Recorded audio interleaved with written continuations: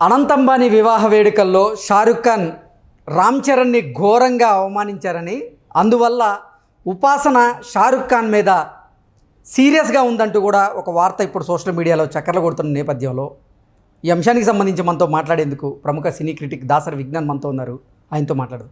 విజ్ఞాన్ గారు నమస్తే అండి. నమస్తే విజ్ఞాన్ గారు, అనంత్ అంబానీ వివాహ వేడుకల్లో షారుఖ్ ఖాన్ ఉద్దేశపూర్వకంగానే ఇడ్లీ వడ సాంబార్ అనే పిలుపుతో రామ్ చరణ్ని అవమానించారని, రామ్ చరణ్ని అవమానించడం పట్ల ఉపాసన షారుఖ్ ఖాన్ మీద చాలా సీరియస్గా ఉన్నారంటూ కూడా ఒక వార్త ఇప్పుడు సోషల్ మీడియాలో చక్కర్లు కొడుతూ ఉంది. ఆయన ఉద్దేశపూర్వకంగా పిలిచారా, లేకపోతే వాళ్ళిద్దరి మధ్య ఉన్నటువంటి సాన్నిహిత్యంతో పిలిచారా తెలియదు, కానీ నెటిజన్లు మాత్రం ఈ వార్తని ట్రోల్ చేస్తూ ఉన్నారు. ఏంటి, నిజంగా షారుఖ్ ఖాన్ మీద ఉపాసన గారు సీరియస్గా ఉన్నారా అంటే ఏం చెప్తారు? సో ఈ అసలు విషయానికి వస్తే నిన్నటి నుంచి చర్చ మనం పెడతానే ఉన్నాము. ఇప్పుడు అసలు విషయానికి వస్తే అనంత్ అంబానీ పెళ్లి వేడుకలకి బాలీవుడ్ నుంచి మహామహులందరినీ పిలిచాడు. అతిరథ మహారథులు, అలాగే ఇండియాలో ఉన్న టాప్ మోస్ట్ బిజినెస్ వాళ్ళందరినీ పిలిచాడు. అలాగే ఉపాసన కూడా ఆహ్వానం అందింది. ఆమె చీర కొంగు పట్టుకొని లింగు లింగు అనుకుంటూ వాళ్ళు ఆయన కూడా వచ్చాడు. కర్మగాలి ఆయన కూడా ఒక ఇండస్ట్రీలో ఓ హీరో, జస్ట్ ఉన్న 10 మంది 30 మంది హీరోలు ఆయన ఒకడు. ఇకపోతే ఆయనకు కొంచెం ఏదో 4-5 అభిమానులు ఉంటారు కదా, ఉన్నారు. వీళ్ళకి మేకప్ మ్యాన్ వచ్చి మేకప్ అమ్మాయి షారుఖ్ ఖాన్ ఇట్లా అన్నాడు, నేను చాలా హర్ట్ అయిపోయాను అని చెప్పేసి పెట్టగానే వీళ్ళందరూ రెచ్చిపోయి మొత్తం చొక్కాలు చించేసుకున్నారు. ఇక ఆ చిన్న ఇష్యూ అది అంతే, అది వాళ్ళని వదిలే. ఇప్పుడు అనంత్ అంబానీ ఫ్యాన్స్, అంబానీ గారి అభిమానులు, నెక్స్ట్ షారూఖ్ ఖాన్ గారి అభిమానులు దేశవ్యాప్తంగా ఉంటారు. వీళ్ళకంటే మహా అయితే వాళ్ళ ఇంటి చుట్టుపక్కల 10 మంది, వాళ్ళ లాంగ్వేజ్కి తెలిసిన 10 మంది తప్ప ఎవడో ఉండడు, అవునా? ఇక్కడ వీళ్ళకి దేశవ్యాప్తంగా అభిమానులు, ప్రపంచవ్యాప్తంగా అభిమానులు ఉన్నారు. యాజ్ ఎ బిజినెస్ మ్యాన్గా అంబానీకి కూడా ఎంతోమంది ఆయన ఇన్స్పిరేషన్గా తీసుకొని ఆయన రోల్ మోడల్గా తీసుకున్న వాళ్ళు బోల్డ్ ఎంతమంది ఉన్నారు, రైట్? అవును. అట్లాంటి వాళ్ళందరూ కూడా పిలవక పెళ్ళికి అసలు ఇట్లాంటి వాళ్ళని ఎందుకు పిలిచారండి మీరు? ఇంత మంచి వేడుక పెట్టుకొని అన్ని కోట్లు ఖర్చు పెట్టి మంచి వచ్చిన ప్రతి అతిథులకి ఏం తక్కువ కాకుండా మంచి టెంట్లు, అంటే జామ్నగర్లో హోటల్స్ లేవు, హోటల్స్ లేకపోతే మరి టెంట్లు పెట్టారు.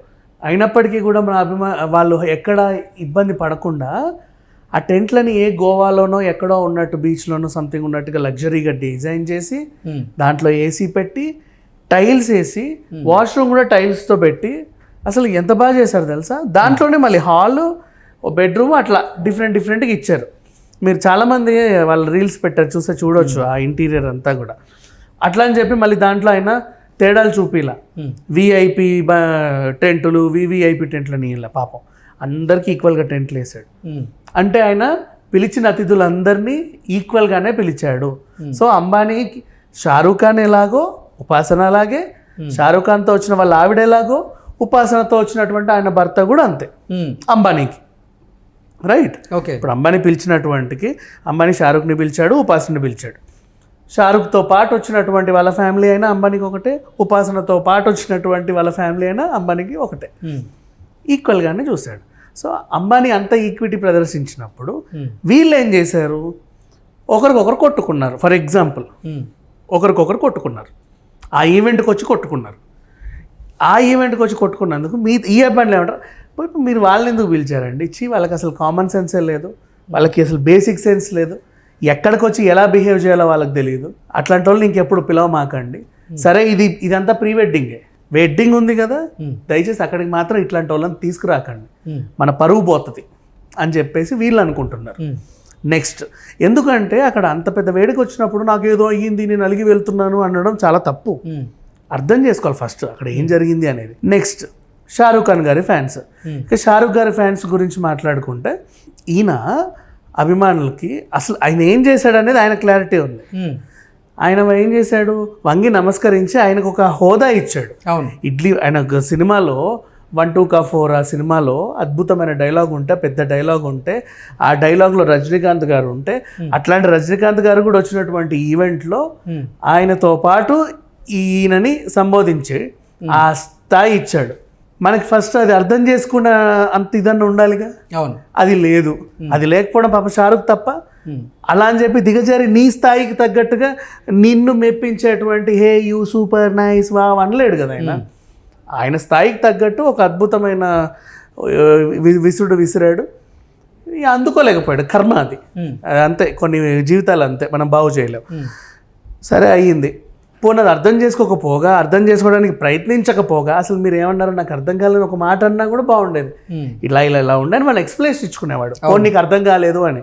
ఆయన ఏమి అదేంటిది సిగ్గుపడ్డు ఇట్లాంటివి చెప్పడానికి ఏమనుకోడు, డౌన్ టు ఎర్త్ ఉంటాడు. కాబట్టి అయ్యో నీకు అర్థం కాలేదా, ఏం లేదు బాబు, నా సినిమా ఇది ఉంది, ఇంత పెద్ద వేడుక కదా, నేను నా సినిమాని ప్రమోట్ చేసుకోవడానికి ఉత్సాహపడ్డా, టైంకి నువ్వు కనిపించేసరికి దాంట్లో నిన్ను పెట్టాను నేను, అలా నేనే అలా సంబరపడ్డా, నిన్ను గౌరవంగా పిలవాలనుకున్నా. మేము వేసే డ్యాన్స్ కూడా నీ సినిమా స్టెప్పే, నాటు ముగ్గురు కలిసి వేయడానికి ట్రై చేసి పాపం వాళ్ళకి రాల స్టెప్పులు అప్పటికి నేను పిలిచా, నువ్వు ఇంకా బాగా చేస్తావని. అంటే ఆయన పాపం మనోడు, ఈయన చాలా గొప్ప వ్యక్తి, మనకంటే తర్వాత వచ్చినా కూడా మనల్ని మించిన స్థాయికి వెళ్ళాడు, ప్రపంచవ్యాప్తంగా సినిమాలు రిలీజ్ చేస్తున్నాడు అన్నట్లుగా ఇష్టపడి పిలిచాడు.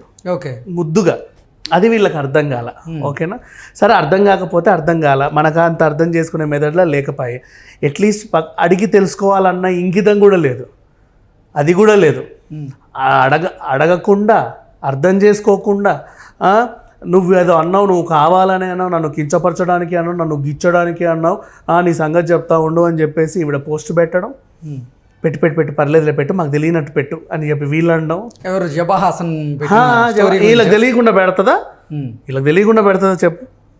వీళ్ళనంతా ఆర్గనైజ్ కూడా తెలియకుండా అయితే తెలిసే పెట్టింది.